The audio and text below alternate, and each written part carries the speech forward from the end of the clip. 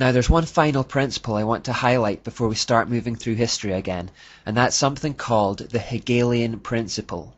Named after philosopher George Hegel, it is one of the most important ideas behind Darwinism, and it can be summed up by the idea that life evolves to harmony through conflict. That's harmony through conflict.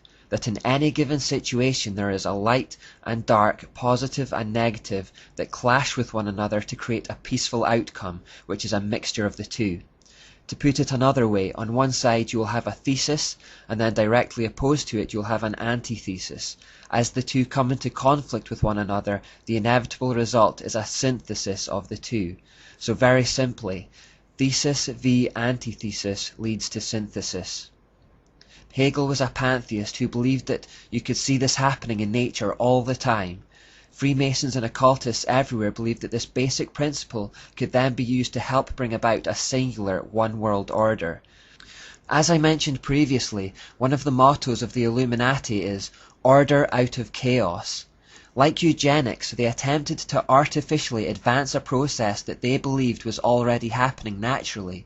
Because the goal of Satan was to reverse the scattering and fragmentation that had happened in Babylon to return the world to a singular system, the idea was to keep clashing opposing ideologies together to create conflict, which would eventually lead to peaceful solutions and unity, or synthesis in other words. Do this over and over and over, and with the passing of time, all ideas would converge back into a single point. So the idea of the Illuminati was to deliberately set up opposing ideas to one another in the knowledge that the conflict would eventually cause the two to compromise and reach a middle ground. British politics is a great example of the Hegelian principle in action. Originally there was a left-wing Labour Party and a right-wing Conservative Party, and they were very distinct and stood for very different ideas. Through the years of rubbing them up against each other, however, they have both now compromised and gradually moved into the centre ground, to the extent that the British public now has no real choice at the polling office.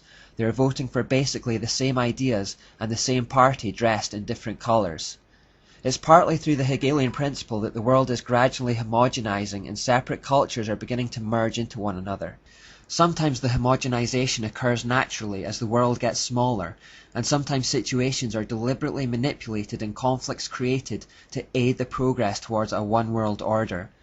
Of course, where conflict between two opposing ideas is necessary to create a synthesis, bloodshed and violence has been encouraged by the elite. Remember, the Jesuits talked about stirring up conflict in places where there had been peace to further their cause. It's the same idea. The end justifies the means. From the conflict of World War I, for example, there came the League of Nations, which was a synthesis, an attempt to join countries together in unity for peace. Similarly, after the conflict of World War II, a synthesis was created afterwards in the United Nations, which exists to this day. We'll look at that more later.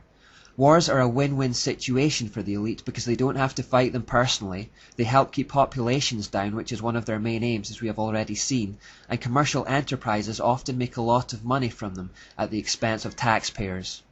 And now, having taken the time to establish the principles of the Enlightenment and what they set out to achieve, we'll look at their first attempt at overthrowing monarchies and destroying Christianity, the French Revolution.